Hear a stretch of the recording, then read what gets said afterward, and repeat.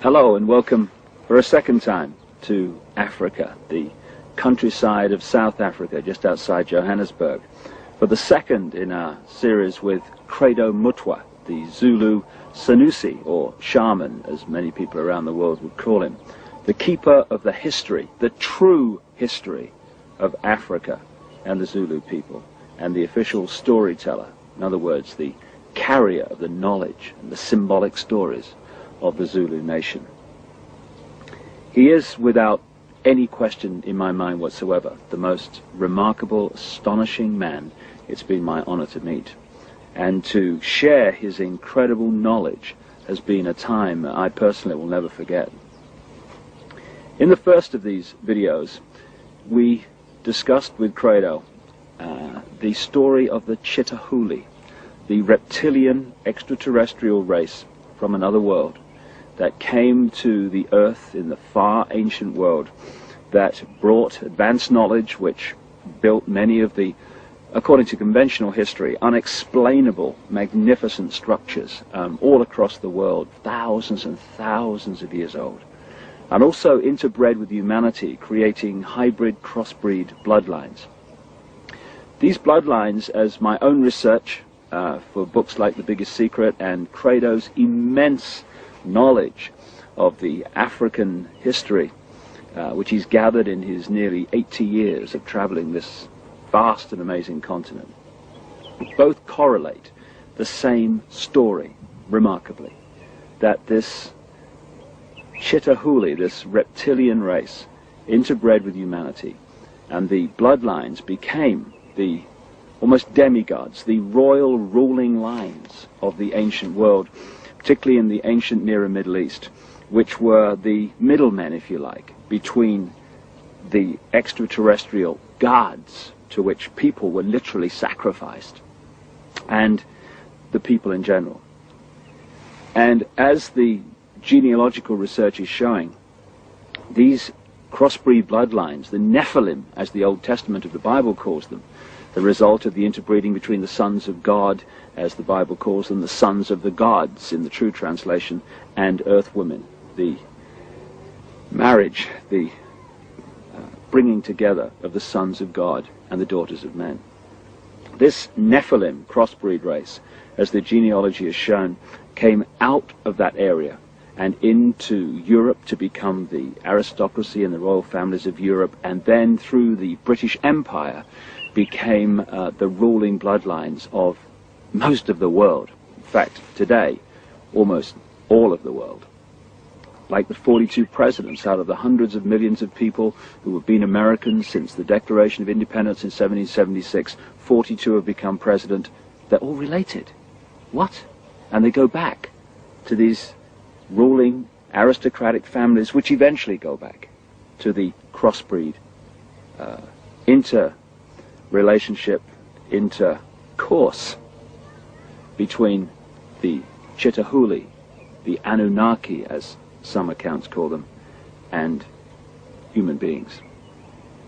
And it's the British Empire that we're going to talk about now, in its relationship to taking over the planet in a way that today is now global. The British Empire became the British Empire because this network of bloodlines, which had become known as the Illuminati, centered itself in London at operational level, particularly after the arrival from Holland of William of Orange, who became King of England in 1689. And from that time, he signed the charter that created the Bank of England, and the banking system as we know it started to expand and emerge. But from that time, the British Empire and the other European empires came into being, and they took the planet over. Now, one immensely important area that they completely controlled and raped was the fantastic continent of Africa. And to look at how Africa was taken over by this Illuminati, Chitahuli, reptilian crossbreeds, and indeed the reptilian race itself that's behind it all, is to see how the world has been taken over, the methods used, the way it was done, the manipulations. And what we're going to talk to Credo about now, among many other things, is the way that the continent of Africa was hijacked by the Illuminati.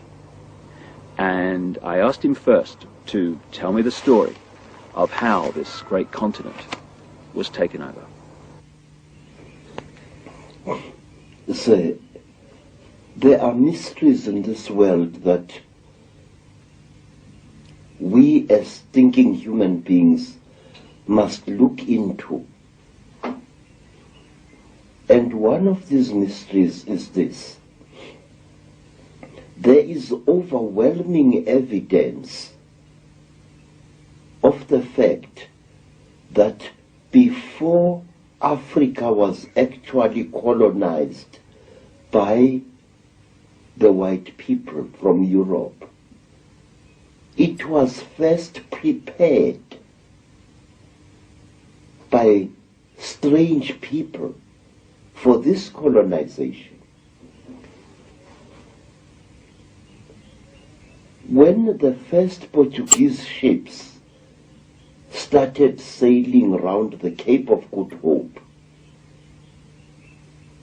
strange beings appeared amongst our people, strange human-like creatures, usually creatures of great height, abnormally tall, human-like beings, some of them with only 1 foot, appeared amongst our people, and they started doing things there which